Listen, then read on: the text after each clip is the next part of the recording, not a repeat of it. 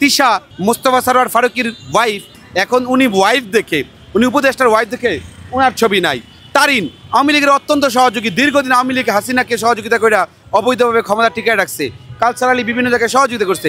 তারিনের ছবি নাই, তৃষার ছবি নাই। আজকে আপনারা দেখেছেন এই জায়গায় অত্যন্ত একটি স্পর্শকাতর বিষয়, কালচারাল যারা বিভিন্ন সময় ফ্যাসিলিটিদের সহযোগী ভূমিকা পালন করেছে তাদের বিষয়টা তুলে ধরার চেষ্টা করেছে।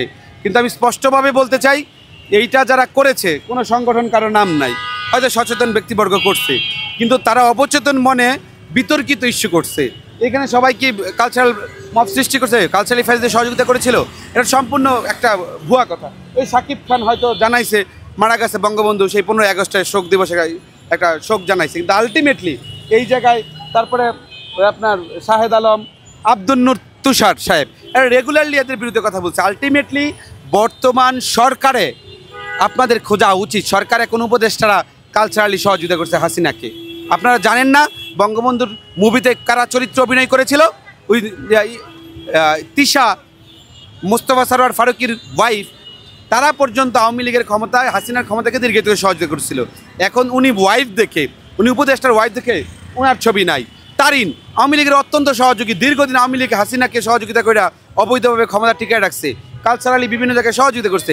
তারিনের ছবি নাই, তৃষার ছবি নাই, কয়েকজনের ছবি টবি দিয়া মনে করে নামতা যে বোকার চোকাজ করে এটাকে বিতর্কিত করছে। আমি স্পষ্টভাবে বলতে চাই, এইখানে যেটা করেছেন আপনাদের চিন্তা করা উচিত ছিল। আমার সুবিধাবাদ জিন্দাবাদী হইলে তাইলে আপনার এই ধরনের প্রতিবাদ করা দরকার ছিল না।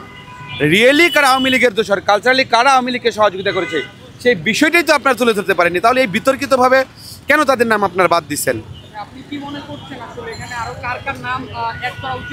এক নম্বরে উপদেষ্টা পরিষদের মোস্তফা সরোয়ার ফারুকীর নাম দেওয়া উচিত ছিল, কারণ সে হচ্ছে তিশার হাজব্যান্ড।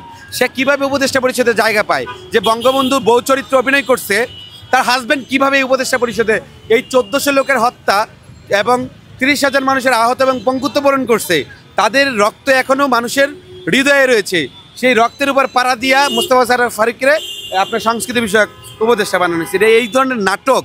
তো ওনার ইতিহার ছবি কোথায়? দেশের জনগণ বুঝে না। তারিন আওয়ামী লীগের এত সহযোগিতা, তারিনের ছবি কোথায়? তারিন অবৈধভাবে আওয়ামী লীগকে বিভিন্নভাবে কুক্ষিগত করে এমপি মন্ত্রী সব কিছু তার দখলদারি করছে, সাংস্কৃতিকভাবে আওয়ামী লীগের সবসময় সাপোর্ট দিচ্ছে, তাদের ছবি কোথায়? এই বেহুদা কতিপয়ের ছবি দিচ্ছেন এখানে দিয়ে এটাকে অপ্রাসঙ্গিক করে ফেলছেন। শাওন ঠিক আছে, তারা আওয়ামী লীগের দোষর ছিল শাওন। তারপরে আপনারা শ্রমিক স্যারের 2 দিন আগে জামিন হয়েছে, এদের জামিন হয় কেমনে? সুতরাং আপনাদের ভাবতে হবে, সাকিব খান তো সে কোনোদিন আওয়ামী লীগের সমর্থক ওইভাবে আমি দেখি নাই, আর জনগণও দেখে নাই, বা এরা লিটারেলিভাবে তাদের ক্যারিয়ার ওরিয়েন্টেড তারা কাজ করছে। তো আপনারা যে করলেন এখানে এরকম একটা বিপ্লব, এরকম একটা পরিস্থিতি আপনারা দিচ্ছেন, সবাই তো বিতর্কিত না, সবাই তো কালচারালি সহযোগিতা, তাহলে তাদের নাম আপনারা কেন দিলেন? মানে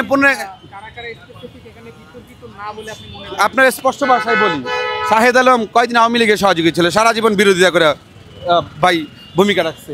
তারপরে আব্দুল নূর তুষার এখনও আগেও আওয়ামী লীগের বিরোধিতা করছে, এখনও করে, গণ সমাজ করে, টক শো, গণমাধ্যম সব জায়গায়। তারপর আপনি দেখেন সম্পারে যে আওয়ামী লীগের সহযোগী ছিল, এদের তো শাস্তি আনা উচিত। তারপরে দেখেন সাকিব খান নায়ক, সাকিব খান কি করছে? সাকিব খান কিন্তু আওয়ামী লীগের সহযোগী ভূমিকা পালন করছে, কালচারালি সহযোগিতা করছে, সে তো বঙ্গবন্ধু চরিত্র যখন ছবি করে নাই। এই জায়গায় আরভিন শুভ, তার ছবি দেওয়া দরকার ছিল, বঙ্গবন্ধুর চরিত্রে যে অভিনয় করছে তার ছবি নেই। সাজু খাদেম ঠিক আছে।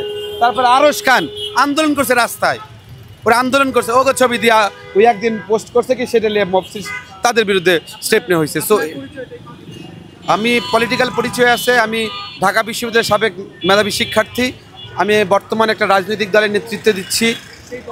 আমার হচ্ছে গণ অধিকার পরিষদ, আমি সেই জায়গার যুগ্ম সাধারণ সম্পাদক উচ্চতর পরিষদ সদস্য মাহফুজুর রহমান খান। তো আমরা এই যে আর কোটা সংস্কার আন্দোলনে সর্বপ্রথম আমি এবং রাশেদ খান গ্রেফতার এই ঢাকা বিশ্ববিদ্যালয়ে, আমি রিমান্ডে ছিলাম। আমি